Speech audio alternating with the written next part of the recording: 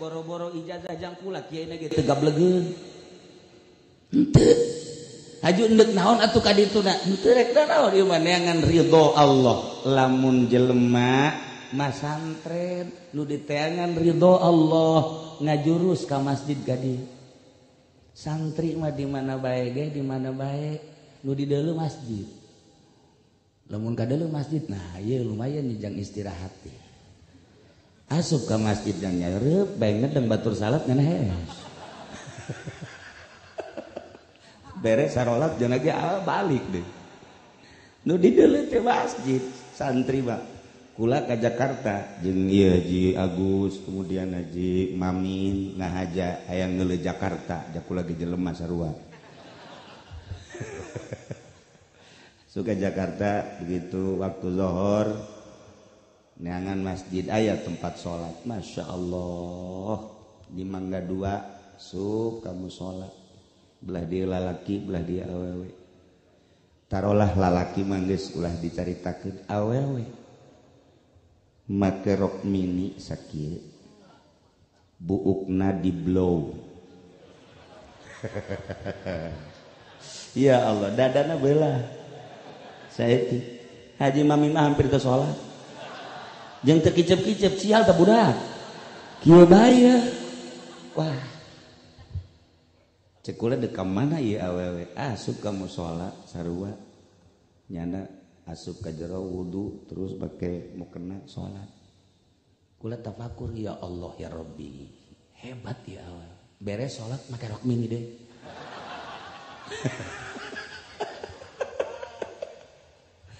cak Haji Mamin coba tanyakan SMS na nomor SMS sama eta indah jasa kan awewe sadajan bari jeung kos kitu tetep salat meureun mata hatena mah beunta bejana di nelayan ge nu jualan apem mata eta ge sarua di aya satu ketika aya WTS biasa salat beres salat dandan nu rapih terus make rok bini deui sakieu terus mejeng deui ditanya kok sis kok make jeung salat sagala rupa ieu oh ari salat maka Gusti Allah ieu makan pagawean jualan ngaranna di Indonesia teh macem-macem lumantak Amerika ge kageteun deuleu urang Indonesia mah sararial jasa cek urang Amerika tu ajeun teh kumaha nu mabok salat Assalamualaikum warahmatullahi wabarakatuh.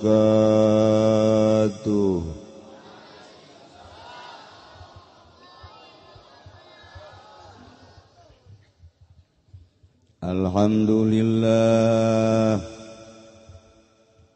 wassalatu wassalamu ala Rasulillah wa ala alihi wa sahbihi wa mawalah amma ba'du wa qala Allah ta'ala fil Qur'anil Karim wa huwa asdaqul qailin a'udzu billahi minasy syaithanir rajim wa dzakir fa inna dzikra tanfa'ul mu'minin al-ayat langkung tipayun urang sami-sami nyanggakeun puja sinareng puji ka Gusti Allah anu Maha Suci nu parantos masihan tina rupa-rupa nikmat ka urang sadayana terutama nikmat anu kacida pisan ageungna nyaeta nikmat iman sinareng Islam. Sholawat sinareng salam mugia dilimpahkeun ka junjunan alam Kangjeng Nabi urang Kangjeng Nabi Muhammad sallallahu alaihi wasallam katut ka para kaluargina oge ka para sahabat-sahabatna rawuh para tabi'in asbat tabi'in al-mukarramun para alimil ulama para asatidz, para tokoh masyarakat, bil khusus pisan kakersana Kiai Haji Jamaluddin, OGK Ustadz Busrul Karim, Kiai Haji Nurjaya, Kiai Haji anu ti seberang yakni Kiai Haji Supendi, nyanda urang takroni kabeneran namu ka Cilongok diajak. Alhamdulillah, Habib lain, orang Indonesia lain, Mandalungan bangetna.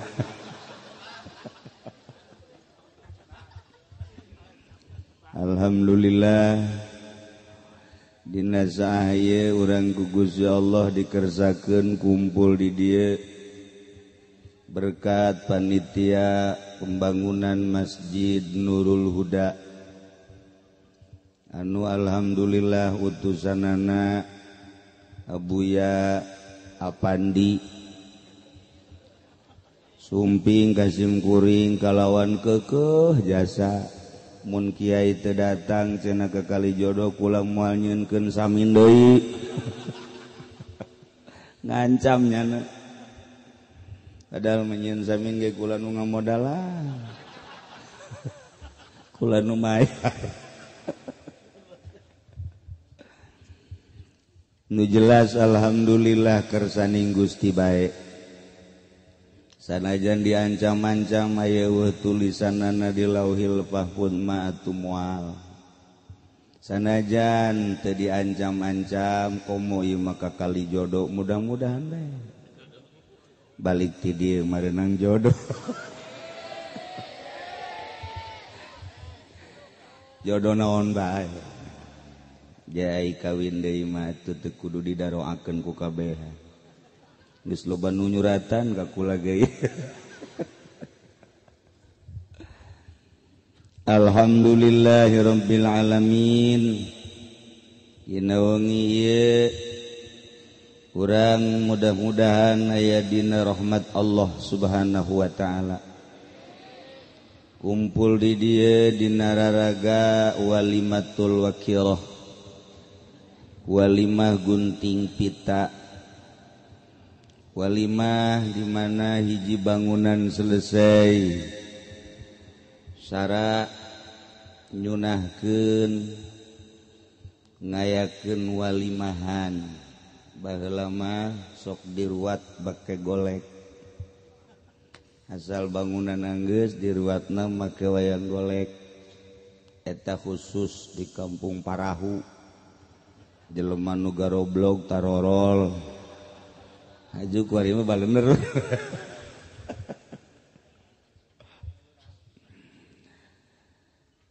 Para jamaah kaum muslimin wal muslimat rahimakumullah.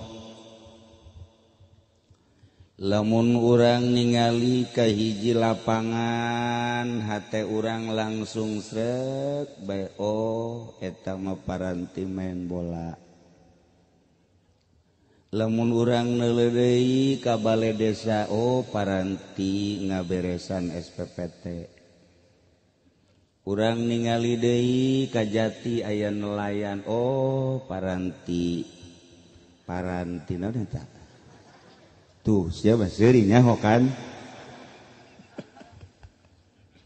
Urang liwat deui lewat ka Polseko paranti nangkep jelema. Sebab eusina di polsek mah jurig, jin, setan. Geus nu ditangkep lagi anak buah jurig. Jadi setiap urang liwat manggih naon bae langsung otak paham. Begitu urang liwat ka Bojong aya warung remeng-remeng. Pasti di dinya aya sarwiti. Hati orang langsung teng. Pokoknya mah setiap naon bae nu katingali ku urang teh langsung ka otak, langsung kana golbu. ketika orang ningali hiji bangunan teh ka dieu plek ka masjid, wah iyalah bangunan paranti maca Al-Qur'an, paranti zikir ka Gusti Allah, paranti neangan duit panitia masjid jugan aya peperetna, paranti jadi otak orang teh langsung teng teng teng. Gitulah Allah nyiptakeun makhlukna, maka ayalah bahasa likulli makom makol walikulli midan rijal. Malam ieu urang tertuju ka masjid anu anyar. Mun urang nyaritakeun anyar istimewa lantaran al-jadid lazid walau kal hadid, nu anyar mangeunah. Urang boga sapatu anyar sanajan rada sempit dipakena geus nikmat bae. Baju anyar gitu keneh, mobil anyar gitu keneh, imah anyar mantep. Kumaha pamajikan anyar. Aduh. Teu bisa dicaritakeun. Tah ieu masjid teh sambarangan. Lamun lain Allah nu nitah moal ngawujud.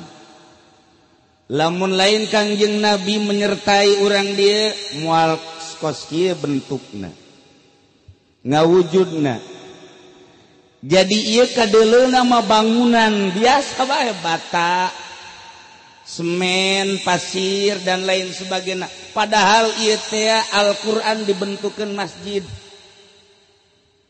Ieu teh hakikat mah Al-Qur'an, nu mantak teu meunang sambarangan asup ka masjid mah sebab ieu Al-Qur'an ditarjamahkeun, dibentukeun jadi masjid. Dina Al-Qur'an dijelaskeun fi buyutin azinallahu an turfa'a fihi wa yuzkara fiha ismuhu yusabbihu lahu fiha bil ghuduwi wal asal. Wallahu a'lamu bimuradih. Gusti Allah ngadau dina Al-Qur'an fi buyutin, dina bait-bait, dina bangunan-bangunan. Azinallah anu ku Gusti Allah diizinan dititahan turfa'a, diluhurkeun, diagungkeun, dimulyakeun. Bangunan anu dititah diagungkeun wa yuzkaru fiha, jeung disebut-sebut di jero bangunan eta ismuhu ngaran Allah Subhanahu wa taala tanpa pamrih bil guduwi wal asal, ti isuk sore peuting beurang eueuh waktuna.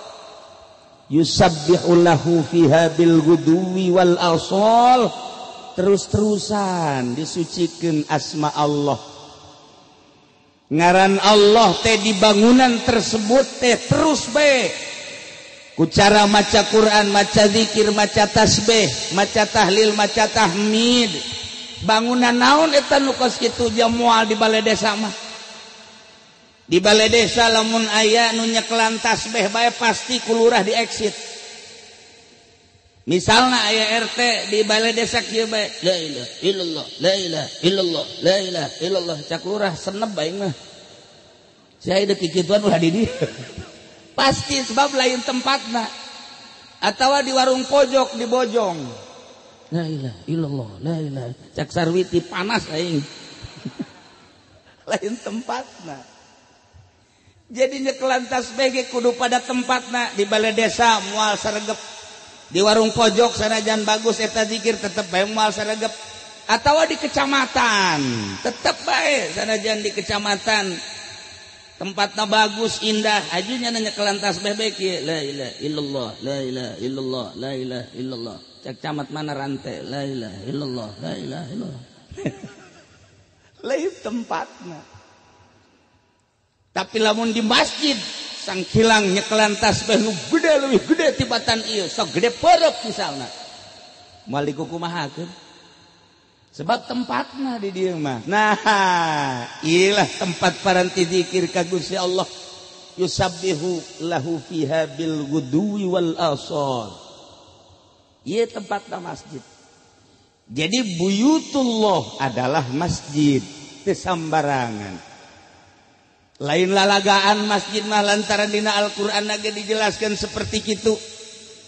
Ta ieu teh masjid teh anu katingali ku urang mah biasa-biasa bae tapi lamun ditingali di langit.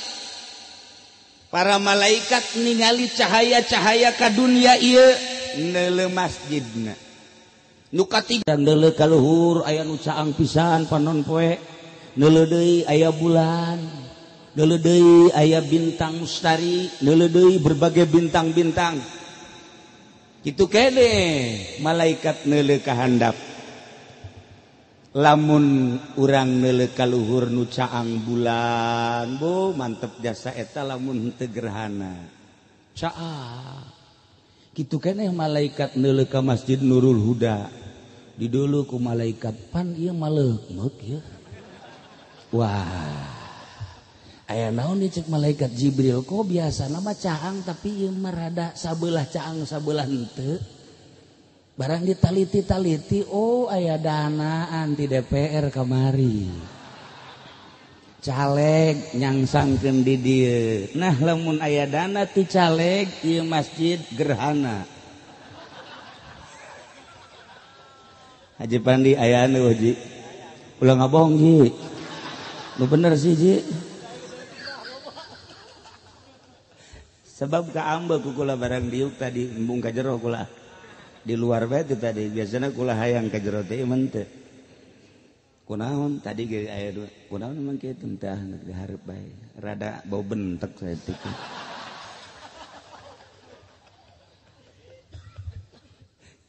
Jadi sing hade sedengkeun engke ieu kapal dijadikeun kapal kapan? Supirna Haji Pandi. Kenekna kakana Haji Rohim. Ieu kabeh nu aya urang dieu jadi penumpang. Anu gede mayarna di hareup. Meuli tiket da kuari jadi kapal lang ke di akhirat nyebrang di jembatan Shiratal Mustaqim. Lantaran urang bakal nyebrang di jembatan Shiratal Mustaqim anu ku Kangjeng Nabi dicaritakeun melalui sorga teh datangna ka sorga aya nu kos kilat sakicep, aya nu kos manuk, aya nu kos kuda, aya nu lumpat, aya nu lempang, aya nu ngengsrod-ngengsrodan, aya anu melalui kapal. Urang dieu boga kapal. Berangkat. Diumumkan ku Haji Pandi. Masuk. Yang telah membeli tiket waktu di dunia semen, sabantal asup. Semen 2 bantal asup, kabeh hararasup. Pang saeutik na pang nu saeutik nyumbangna, nah eta mah nya nama di dieu di papiliun. Cicing teh bisa asup ka jero. Jadinya berangkat.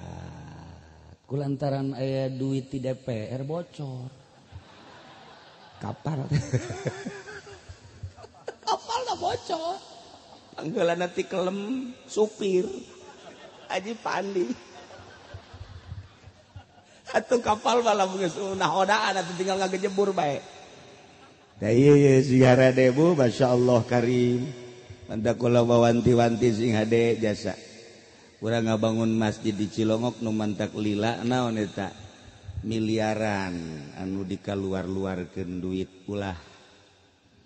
Teu perlu anggeus masjid mah landan sanajan dianggeuskeun aya make duit di pamarentah mah ieu dipakena ke masjid nundutan bae. Nundutan bae bakalna coba ge aki-aki asup ka masjid neangan tihang.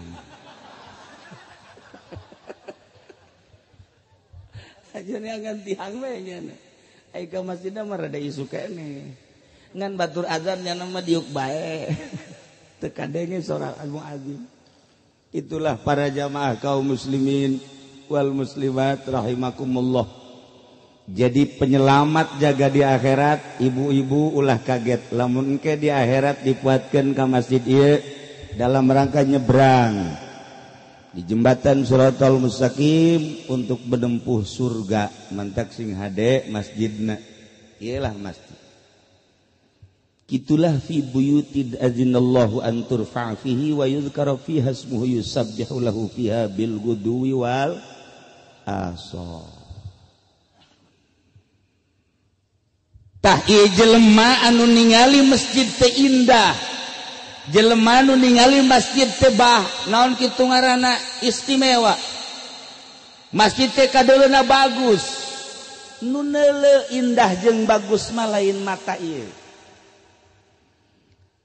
Lamun neuleu kaindahan masjid ku mata ieu moal daek ka masjid-masjid lamun masjidna rombeng atawa masjidna panas atawa masjidna ieu ngebul, tapi lamun dideuleu ku mata hate, deuleu masjid ba kudu ku mata hate kos deuleu ka pondok pasantren. Lamun deuleu ka pondok pasantren ku mata ieu atuh urang kali jodoh moal darekeun mondok. Deuleu santri, hei nanaonan mondok kos kitu, daharna ge kos bebek. Moal daek, tapi lamun deuleu ku mata hate, beuh eta kadeuleuna santri teh hirup di alam dunya kos nu hina, padahal mah eta teh jadi tentara Allah. Kadeuleuna ku mata ieu santri teu puguh gawe, padahal mah nyana keur ngagungkeun agama Allah. Jauh jeung indung, jauh jeung bapa, jauh jeung keluarga, jauh jeung babaturan, nyana ngahaja depa di pondok pasantren ngaji ngaluhurkeun agama Allah. Lamun neuleu ku mata hate betapa mulia eta santri, poho ka sagala rupa nu dideuleu hanya karidhoan Allah Subhanahu wa taala. Mun ditanya Aisyah ieu masantren teh nu diteangan ieu ijazah apa lain henteu, boro-boro ijazah jangkula kiaina ge teu gablegeun henteu. Haju endek naon atuh ka dituna henteu rek naon ieu mah neangan ridho Allah. Lamun jelema masantren nu diteangan ridho Allah ngajurus ka masjid gadi. Santri mah di mana bae ge di mana bae nu di deuleu masjid. Lamun ka deuleu masjid nah ieu lumayan jang istirahat teh. Asup ka masjid dan nyareup bae ngedeng batur salat ngana hees. Beres sarolat jangan ge balik deh. Nu di deuleu teh masjid santri mah. Kula ka Jakarta jeung ieu Haji Agus kemudian Haji Mamin ngahaja hayang neuleu Jakarta jak kula ge jelema sarua. Suka Jakarta begitu waktu zuhur neangan masjid aya tempat salat. Masya Allah di Mangga 2 sup kamu salat. Belah dia lalaki belah dia awewe. Tarolah lalaki mah geus ulah dicaritakeun awewe. Make rok mini sakieu buukna di blow.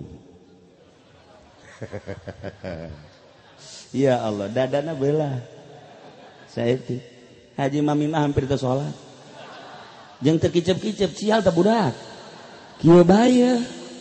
Wah cek kula deuk ka mana ieu awewe asup ka mushola sarua nyana asup ka jero wudu terus bake mukena salat. Kula tafakur ya Allah ya Rabbi hebat ya awal beres salat make rok mini deh.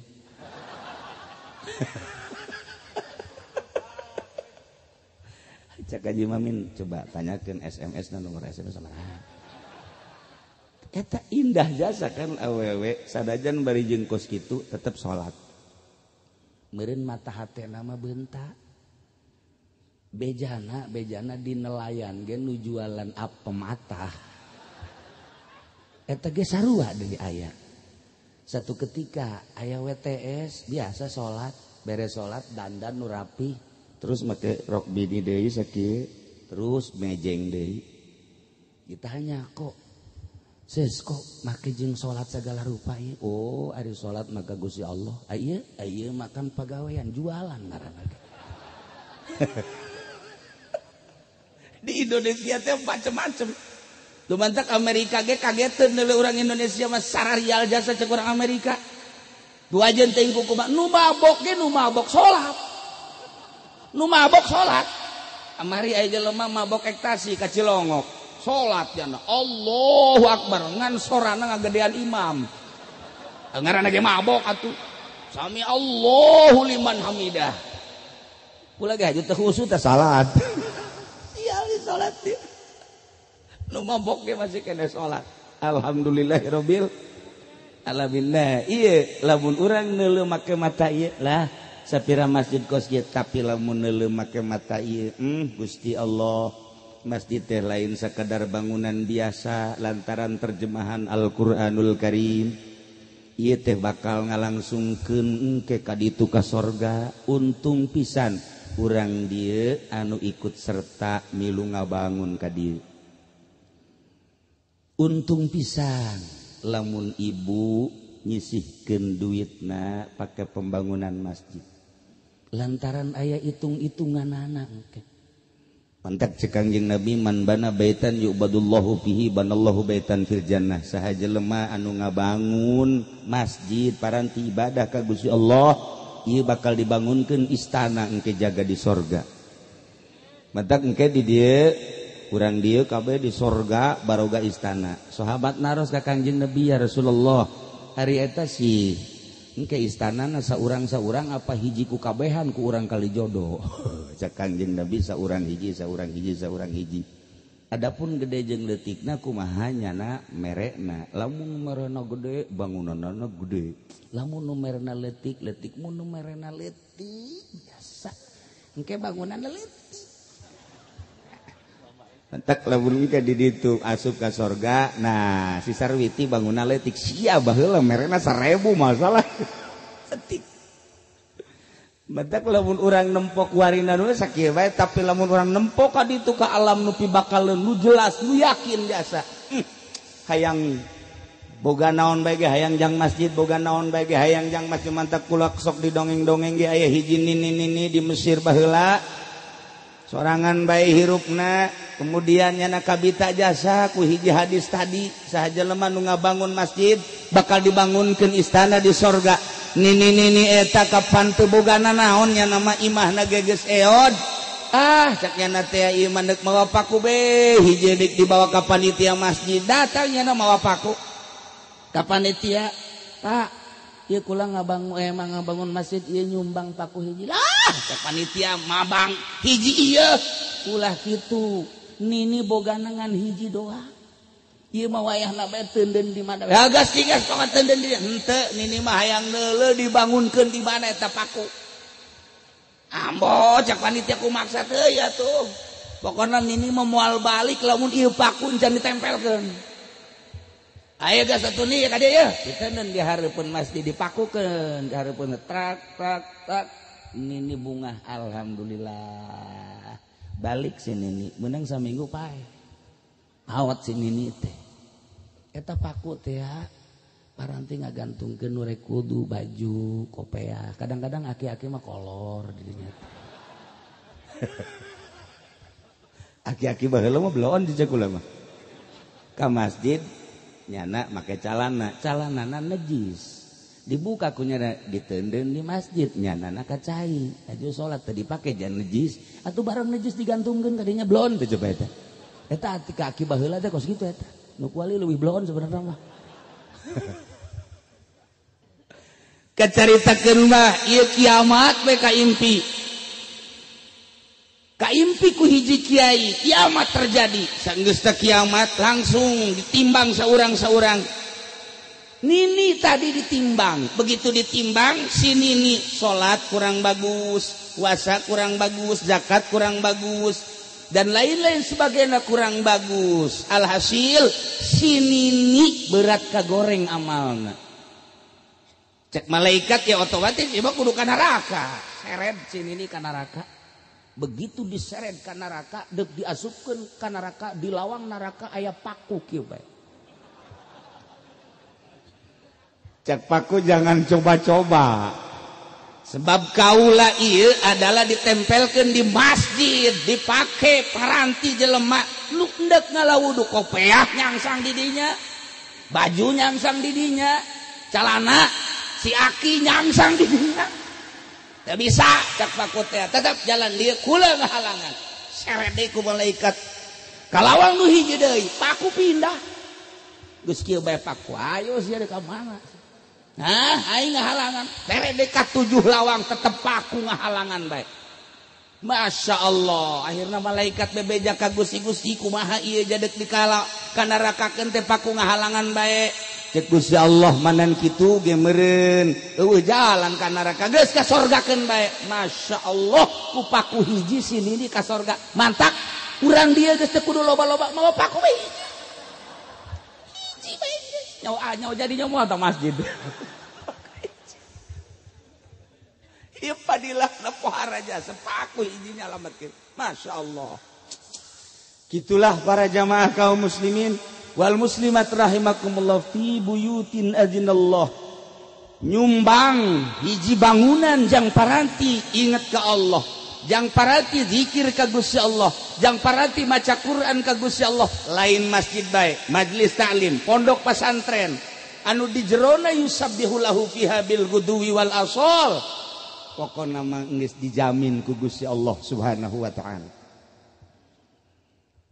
Kos gitulah para jamaah kaum muslimin wal muslimat rahimakumullah mantak nu encan nyumbang ka masjid ieu atawa nu kamari encan nyumbang wayahna. Lamun boga pikiran bakal balik ke alam akhirat geura tempelkeun teu kudu loba-loba hiji paku. Bikin ka Haji Pandi, iya, dia cak kiai gitu na hiji bae. Cak Haji Pandi, kadieu ku aing pake gode kuping ieu. Masya Allah, keistimewaan masjid teh seperti kos gementak. Cek Kangjeng Nabi lain lalagan man alifal masjid alifahullah. Saha jelema nu cinta masjid dicintai Allah. Pokona hayang cinta dicintai ku Allah, cintakeun we ka masjid. Kajeun teu salat. Asal resep aja ka masjid. Bakal dicintai ku Gusti Allah. Masya Allah. Nah, biasana mun ngabangun masjid eta nu sugih pangpandeurina nyumbang. Nu sugih biasana pangpandeurina. Lamun ditanya bae nu sugih, "Maji, ieu pasir. Ayo geura syariah bae ke aing mah sesana." Pokoknya aing tanggung jawab sesana. Geus heula sararia bae jogloba keneh ieu tah biayaeun. Hayu bae heulana. Beres pasir, semen. Nah haji ieu kurang semen. Hayu kira-kira kitu bae kebal keneh ieu ngabangun masjid mah. Ke mang haji nu nganggeuskeun. Sakalina datang ka dinya, tulak cangkeng, tutunjuk. Mana panitia? Catet. Tanu sugih teh kos karari itu teh sial tanu sugih. Sebagian mudah-mudahan di dieu teh nya teu beda gitu maksudna. Ai nu sugih bae memang kos kitu bae. Nu sugih mah kula kamari dongeng teh hiji jelema nu sugih kemudian boga hadam. Eta hadamna teh teu nyahoeun waliullah. Hadam, ngabujang. Nu sugih mah pan lamun nitah teh pan tamat. Oh, bentik gini. Kabeneran. Eta hadamna teh pan dititah. Titah sesuatu datang tadinya. Ke dititah deui, ke datang deui. Cak eta bos teh aing mah capek. Boga bujang kosia. Aing lamun nitah teh cukup sakali. Deuleuh bujang-bujang nu segen asal dititah atuh. Geus mah sakalian. Ieu mah dititah nyokot piring doang. Atuh badak naon? Piring, sendok, atuh gelas sakalian. Jadi aing teu capek nitah. Siapa asal dititah bae hiji bae. Capek aing mah boga bujang modal kos kieu. Tuh sagada teh atuh kudu kumaha kula. Deuleuh batur atuh aing ngabujang. Siap bos. Menang saminggu pemajikanana muriang. Saminggu pemajikanana muriang. Nasrudin, ade sia. Si Nasrudin ngaranna. Naon bos? Pemajikan tuh muriang. Siap bos. Pula ngalaksanakeun perintah bos. Dokter kita ka dieu. Siap bos. Berangkat nyana. Di jalan nyana supaya sakaligus aing geus pokona mah moal 2-3 kali aing geus diberesan ku aing. bener bae begitu datang kadinya 20-an. Bos cak bos teh da suri sia ieu loba-loba teh siap wae titah hiji dokter kok 20-an sakaligus bos. Sakaligus kumaha itu nu make baju putih-putih dokter nu make ka dieu tah nu itu nu dua eta adalah pangladena besi aya gerusan obat dan lain sebagainya nu hiji itu besi meuli resep ka dieu tah eta nu eta anu itu besi kebenaran beki parah dek dibawa nah itu tukang ngagotongna obat anu itu deh nu itu mah besi kebenaran teu aya umur tukang meuli boehna nu itu tukang ngagali kuburan sakaligus bos. Cak bos sial lah aing jeung nu sugih mah mending dikitukeun cak nya teu nyahoeun meureunanan bakal malalodar bos tinggal bos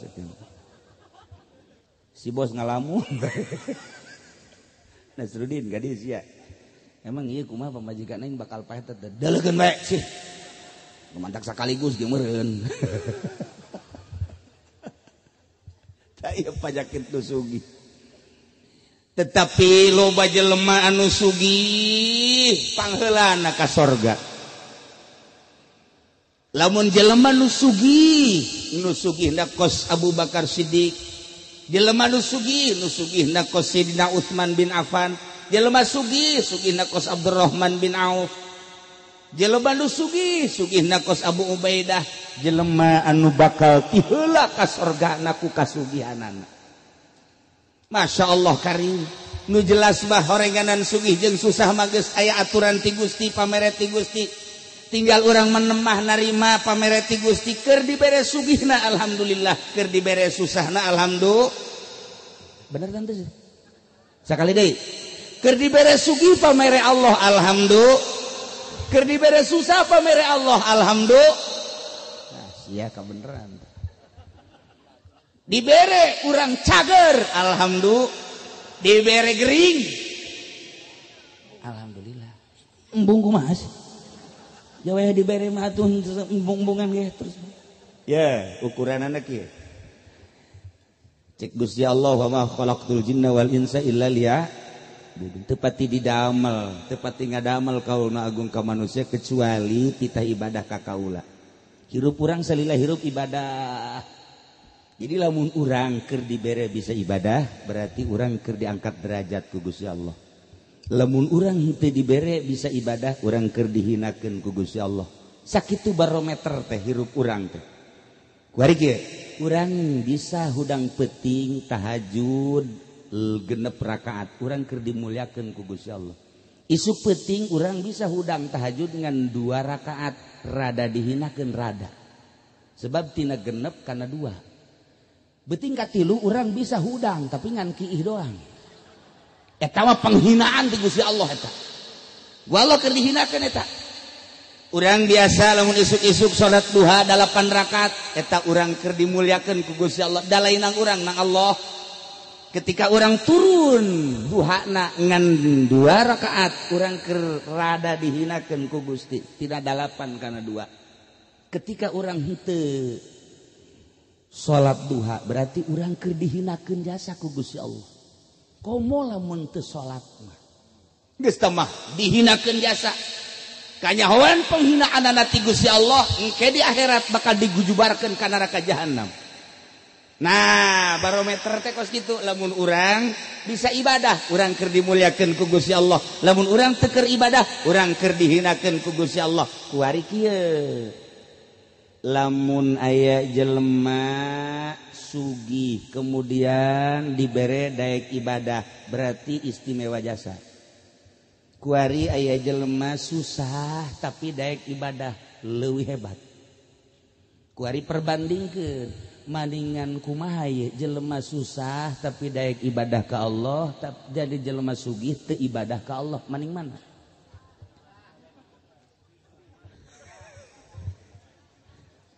Bareng ngajawabna sakali deui jelema susah tapi daek ibadah ka Gusti Allah dibere sugih tapi teu daek ibadah ka Gusti Allah maningan susah ibadah apa maningan sugih teu ibadah?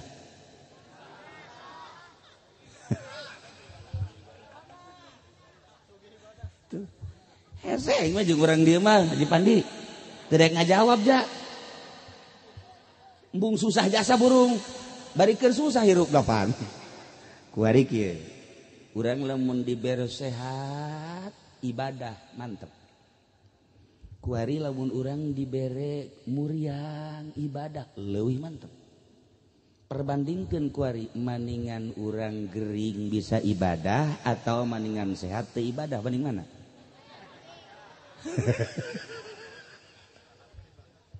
Tuh. Iya mah milih.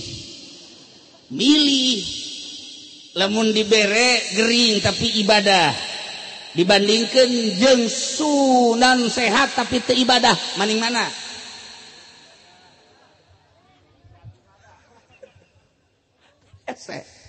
Sebab urang mah ku nafsu. Lamun urang nempo kanu pibakaleun ka akhirat dibere susah ibadah jeung dibere sugih teu ibadah maning susah ibadah. Lantaran sugih mah sapira sugih di alam dunia moal kebel 50, 60, 70, 80, 90 tahun bayak maot nyana. Neraka ka ditu naja teu ibadah. Urang dibere susah tapi ibadah bengemplong di akhiratnya. Bidadari geges kieu be, sini Juned. Mantap jasa, masyaallah. Nah, gitulah para jamaah kaum muslimin wal muslimat rahimakumullah, mun ulang perbandingan ketika orang dibere susah tapi ibadah, ketika orang dibere masyarakat tapi ibadah, ketika orang dibere gering tapi ibadah. Kadele di alam dunia nama pahit getir, padahal di akhirat nama nikmat kabina-bina. Mantak ketika ibu bapak dibere susah, nu penting ibadah, tungguan, moal kebel, maut nikmat jasa.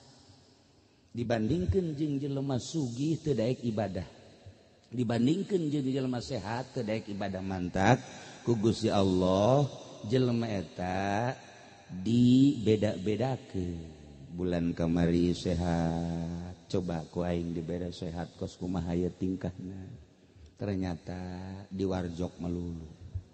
Cik cuai ku aing digeringkeun coba teh, begitu digeringkeun nyana di imah teh. Allah, Allah, Allah. Cak anakna coba abah ieu bawa ka rumah sakit opna dibawa. Allah, Allah, Allah. Tah cak Gusti Allah sia ai gering Allah Allah. Kamari masih sehat kedaik Allah Allah. Berarti siapa mending gering.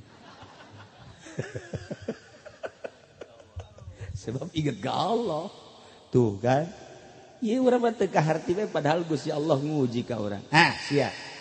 Kuari sia bisa dagang limbah di pabrik. Ayo sia jokotan limbah. Boh, tadina teu boga motor jadi boga, teu boga mobil jadi boga. Woi, istimewa kuari mah. Bahkan pamajikanna ge sering ditinggalkeun jaboga nu anyar deui. Wow, pohara jasa lain hiji, Karawang aya, Subang aya, di Bojong aya. Salat tilok. Ieu budak jadi kos kieu ye. Nah, cak Allah ku aing siap. Paling siap mobilan paling ku jelema. Cak Allah huru tah coba limbahna dihuru nya.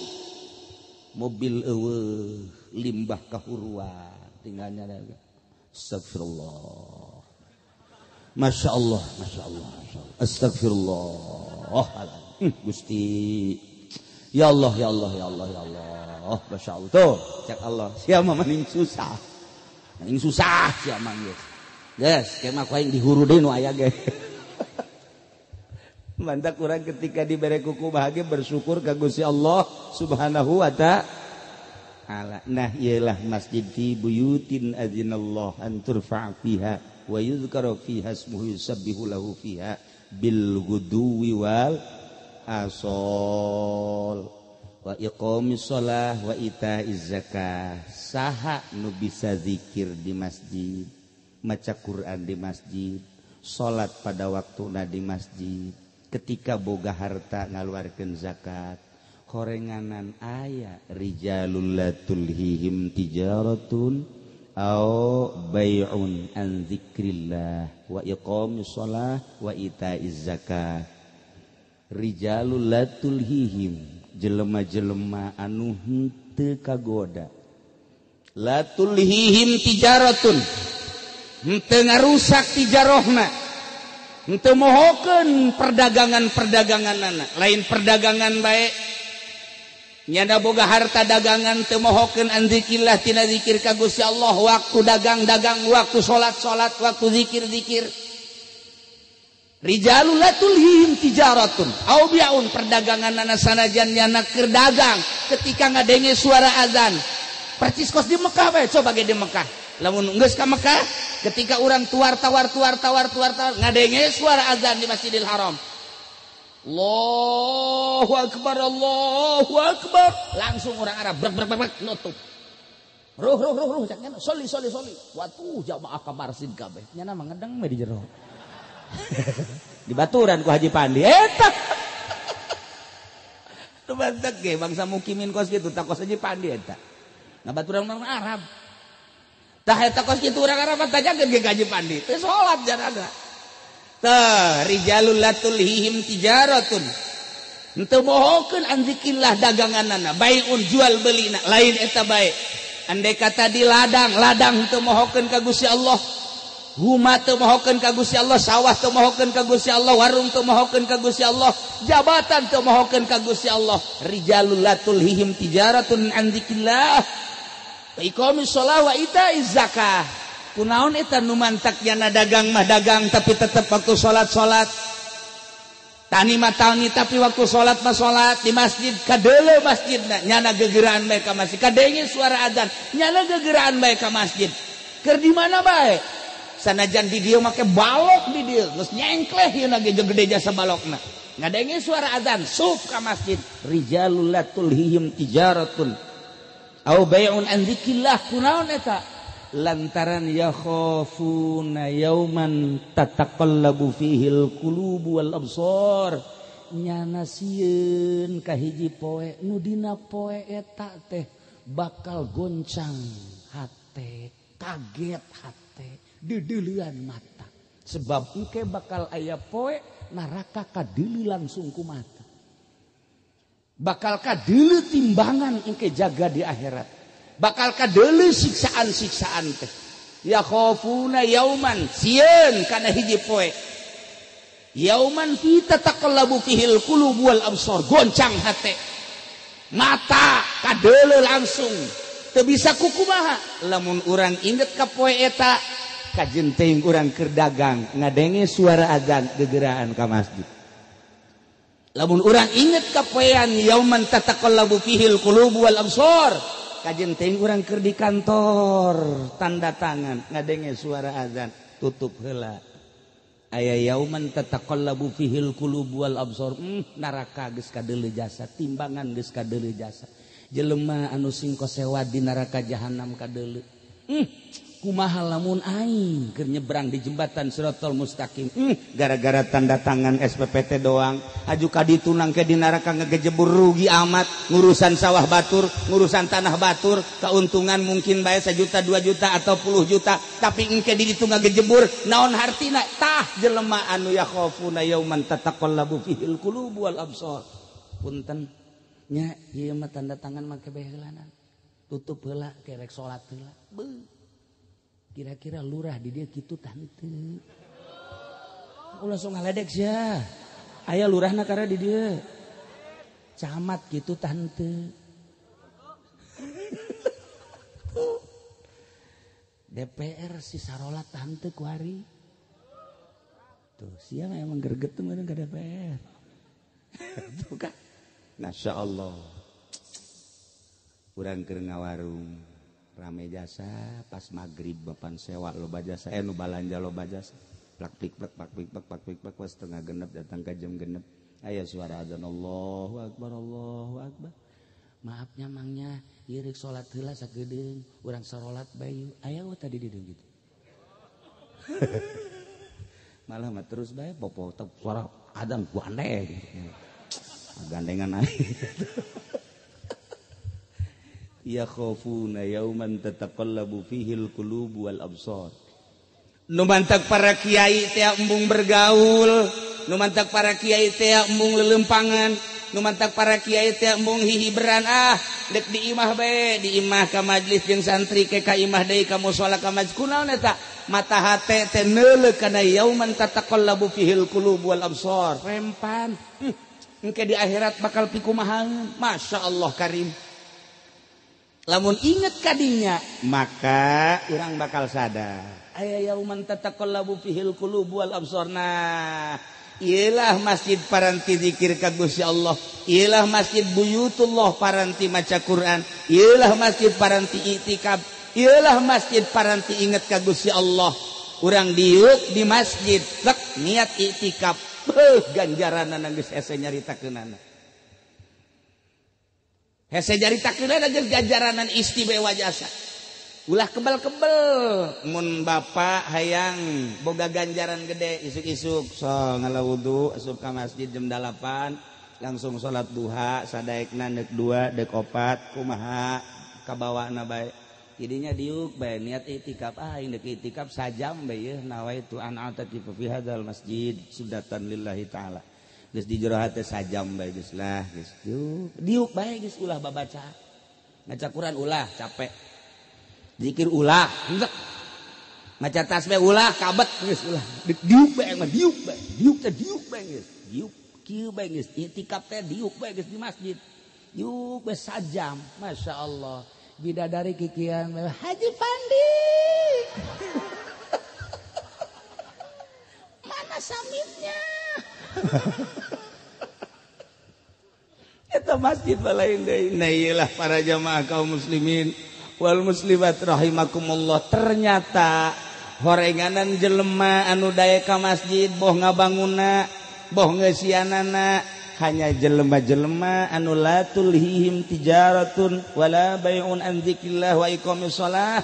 Horenganan anu neuleuh anu sieun kana yauman tataqallabu fihil qulubu wal absor. Nu mata hatena sieun ka hiji poe anu kadeuleuan engke siksa, nu kadeuleuan engke jembatan siratal mustaqim, nu kadeuleuan engke timbangan. Lamun selalu neuleuh ka dinya nah urang moal kaganggu ku perdagangan, moal kaganggu ku jual beli, moal kaganggu ku harta, moal kaganggu ku sawah, moal kaganggu ku warung, moal kaganggu ku jabatan, moal kaganggu ku keagungan jeung sajabana ketika waktu salat. Maka bahkan ayat 7 rupapan sab'atun yuzilluhumullahu yauma la zilla illa zilluh. 7 golongan manusia anu bakal di akhirat dipayungan ku payung Allah. Payung Allah teh aras. Yauma la zilla illa zilluh, dina poean eueuh payung kecuali payung Allah. Saha? Salah sahijina rajulun qalbuhu mu'allaqun bil masajid. Hiji jelema nu hatena cubantel jasa ka masjid. Masya Allah. Rajulun qalbuhu hiji jelema anu hatena mu'allaqun digantungkeun bae di masjid. Jelema mah ka mana hatena mah aya di masjid. Bisa ditempok ku Haji Pandi si hate saha ngagantung bae. Atuh lain kitu. Kajen teuing keur di kantor hatena di masjid, kajen teuing keur di sawah hatena di masjid, kajen teuing urang keur di ladang hatena di masjid.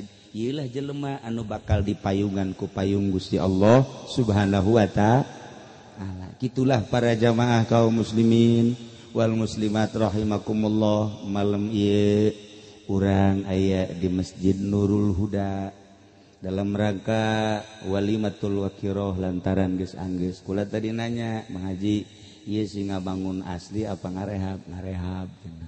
Biayana sabaraha duit? Kula teu pati nyaho ceukna teh biayana sabaraha meureun. Ja panitia ge cenah teu pati jelas. Bohong teman teu kadinya. Nu jelas mah ieu alhamdulillah teu kudu diresmikeun ge sabaraha mah geus resmi ieu masjid, tapi nu jelas mah ieu bersyukur urang dieu bisa ngabangun masjid, tanda bahwa cinta masjid cinta Allah, tanda bahwa urang mencintai masjid mencintai Allah. Mantak deuleu lembur mah neuleuh iman kandel jeung henteuna neuleuh masjidna. Lamun masjidna kokoh gede berarti iman urang dinya pohara. Nu paling inggis ucapan kolot baheula engke mah hiji masjid hiji gereja, hiji masjid hiji gereja. Asana inggis baheula kolot urang ngomong kitu, makula ngomong kitu, Pak iraha eta engke lamun tahu buleud. Dah masuk bisa bae banyak tahu buleud ge engke mah buleud cenah tahu. Kula teu percaya banyak tahu bisa buleud heran. Barang kula ka Bandung neuleuh tahu tapi buleud. Ya sih bener henteu tah sih tahu buleud. Barang di bener meuli coba meuli di dahar rada bau sih seeutik sebenarnya mah tapi nu jelas mah bener eta aya tahu buleud eta makolot baheula ku nyawa. Masya Allah tanda-tanda mengarah kuari Tangerang Kabupaten mun kula dicaritakeun kota ieu bakal aya pembangunan gereja gede 3 geus ditandatangani geus lolos ka Mahese nyaritakeunana. Gus ka dieu Sumarekon bakal ngabangun petana di dinya aya gereja gede. Kebelah dieu Balaraja bakal nu ngeri di Pandeglang. Pandeglang nu baheula mah boro-boro gereja, gedung film ge teu bisa dembus. Wallahu alam sakedeung deui. Sedengkeun di urang mayoritas Islam. Dipaksakan lantaran pemerintahanana seperti kos kieu. Urang lamun nyaritakeun kemelut di Indonesia, kemelut di luar negeri. Nu kuari eukeur berjalan terus peperangan Palestina, peperangan Syria, peperangan Mesir, terus ka Irak. Encan araranggeus timbul deui ISIS, kemudian di urang ge pohara jasa. Agen Amerika di Indonesia aya 40.000 agen. Deuk kumaha mun nyaritakeun agen Amerika di Indonesia geus aya 40.000 agen. Lumpat ka mana? Kiai, politisi geus di kieu aya CCTV-na. Aya radar. Nyaritakeun naon lumpat ka mana geus kadeuleu. Urang teh ieu teh di Indonesia geus kieu bae.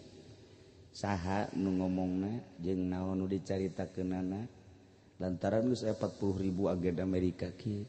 Mentak anu ngabejan ka kula Kiai. Kiai ka mana bae ge sabarana mah geus aya radarna kanyawan ku Amerika. Ai teh sieun ya Allah mah leuwih nyaon. Aing mah dideuleukkeun ku Allah ti baheula ti memeh lahir. We kitu amat cenah tunggu saha tuh aya paeh mah paeh bae sanajan teu ditembak ya paeh bae. Nu penting maka sorga bae padahal mah hate mah sieun sih. Ada kumaha deui atuh. Ya memang kieu kaayaanana. Itulah para jamaah kaum muslimin wal muslimat rahimakumullah. Terus di Indonesia lobana menjamur organisasi nu can jelas. Geus puguh NU, geus puguh Muhammadiyah, tambah deui FPI, tambah deui Islam Khurud, tambah deui HTI, tambah deui Ikhwanul Muslimin. Berbagai organisasi menjamur bari urang can nyaho ka mana arahna. Ketika ku urang dicaritakeun hiji-hiji na angel nyaritakeunana. Masyaallah karim kabeh nu bogana bararagus.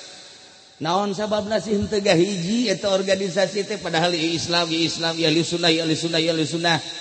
Meureun boga kepentingan masing-masing. Ketika urang nyaritakeun kepentingan geus moal anggeus-anggeus.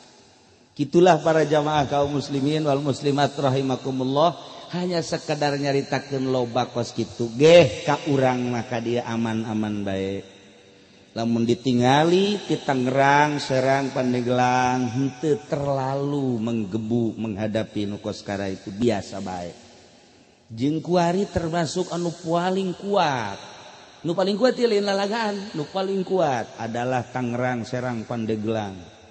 Eta teh geus diteliti ku sababaraha ahli peneliti bahwa Islam Sunni ahli sunnah wal jamaah nu paling kuat kuari adalah provinsi Banten. Provinsi Jawa Barat geus rada menurun, provinsi Jawa Tengah kitu keneh, Jawa Timur ge kos kitu menurun. lantaran loba kepentingan. Kiai ansub di politik. Ketika Kiai Hasyim Muzadi ansub di politik, didinyalah mulai menjamurna kiai-kiai anu arzu ka politik.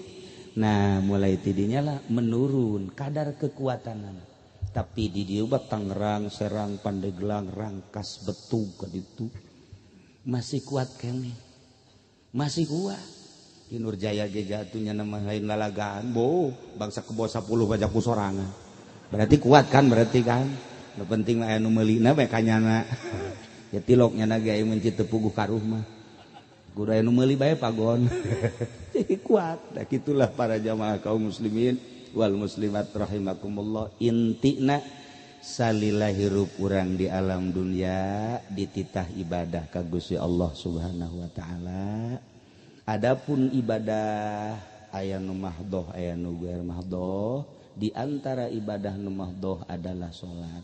Aya patempatanana yakni masjid percis masjid eta mun ditinggali di luhur ku malaikat kos bintang sakumaha urang neuleuh ka luhur kos bintang bercahaya.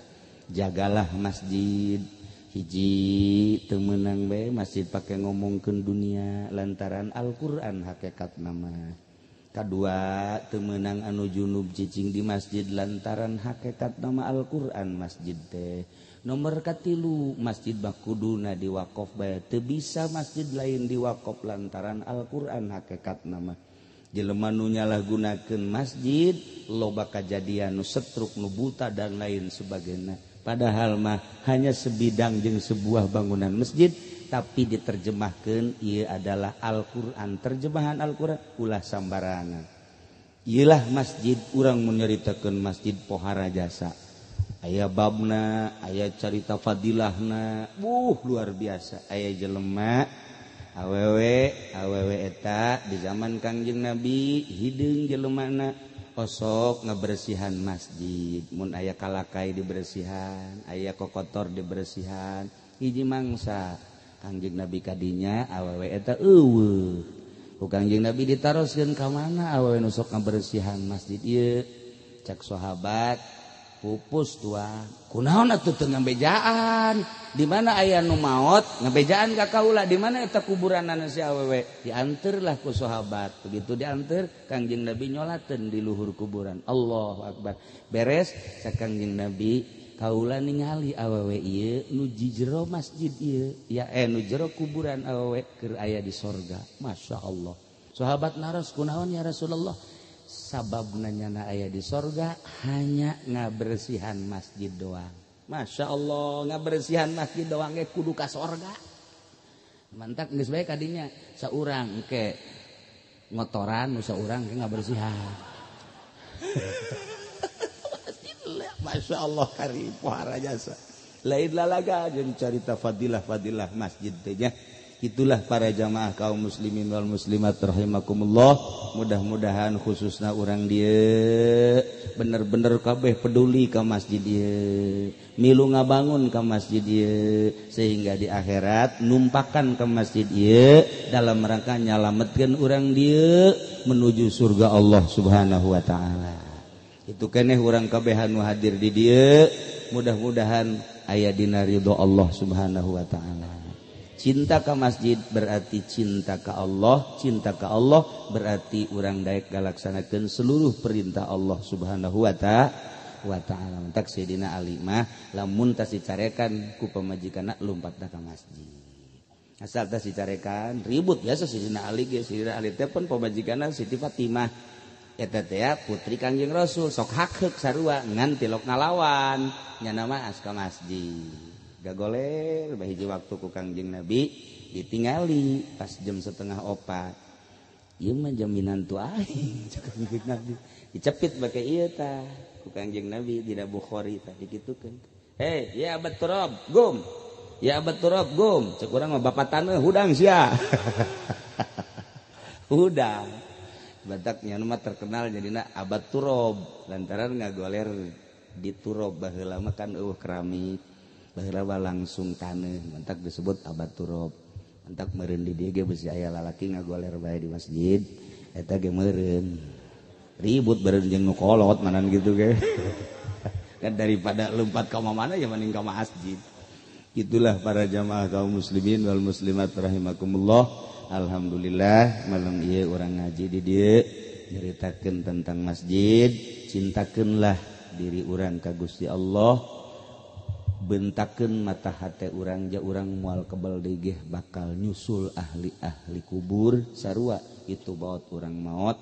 Nu geus tari heula geus jelas kiai santri nu loba sedekahna ulah mikiran itu tinggal urang bae aing mun paeh bakal aya di lemah mana aing mun paeh bakal aya di mana aing mun paeh bakal aya di kelompok mana sedengkeun al arwah junudun mujandadah arwah teh okos tentara balok hiji balok dua balok tilu urang engke kaluar roh dikumpulkeun jeung mana golonganana para nabiyin para mursalin para aulia Allah para ulama atau jeung saha urang. Itulah para jamaah kaum muslimin wal muslimat rahimakumullah sakali deui geus ulah ngondang kula lantaran kula mah ieu sabenerna mah hiji geus rada diberes anggeut nomor kadua atuh padi rugi malam ieu balik jam 10 datang ka imah jam 1 aturan sosonoan penteu ya jadi geus teu kudu geus ngondang bae geus dipasrahkeun ka Cikipu Doli Kaki Nurjaya, Ki Jamaluddin, Ki Sopa, jeung kiai-kiai nu lain lah, masih keneh garora keneh, jeung dararae keneh, jeung nyana mah memang atuh lamun teu kos kitu deuk kumaha deui yang pagaweana kos kitu nyana mah. Sia mah sareuri heran aing mah. Gitulah para jamaah kaum muslimin wal muslimat rahimakumullah. Sakali deui urang ngadoa ka Gusti Allah, mudah-mudahan urang aya dina rahmat Allah. Mudah-mudahan aya dina ridho Allah, mudah-mudahan orang husnul khotimah. Allahumma shalli wa sallim ala sayyidina Muhammadin fil awwalin wal akhirin wa barik wa sallim wa radhiyallahu ta'ala an sadatina ashabi sayyidina Rasulillah ajma'in. Amin ya Allah ya rabbal alamin. Allahumma arinal haqqa haqqan warzuqna tiba'ah wa arinal batila batila warzuqna jinabah wa la taj'alhu mutashabbihan alaina fanatabi'al hawa. اللهم اهدنا الصراط المستقيم اللهم اهدنا الصراط المستقيم اللهم اهدنا الصراط المستقيم صراط الذين أنعمت عليهم من النبيين والصديقين والشهداء والصالحين وحسن أولئك رفيقا ذلك الفضل من الله وكفى بالله عليما اللهم يا هادي المضلين ويا رحيم المذنبين ويا مقيل عثرات العاسرين ويا مجيب سؤال العابدين ارحم يا الله عبدك من درقة العظيم والمسلمين كلهم أجمعين اللهم اجعلنا مع الأخيار المرزوقين الذين أنعمت عليهم من النبيين والصديقين والشهداء والصالحين وحسن أولئك رفيقا ذلك الفضل من الله وكفى بالله عليما وصل وسلم على جميع الأنبياء والمرسلين والحمد لله رب العالمين والله الموفق إلى أقوم الطريق والسلام عليكم ورحمة الله وبركاته.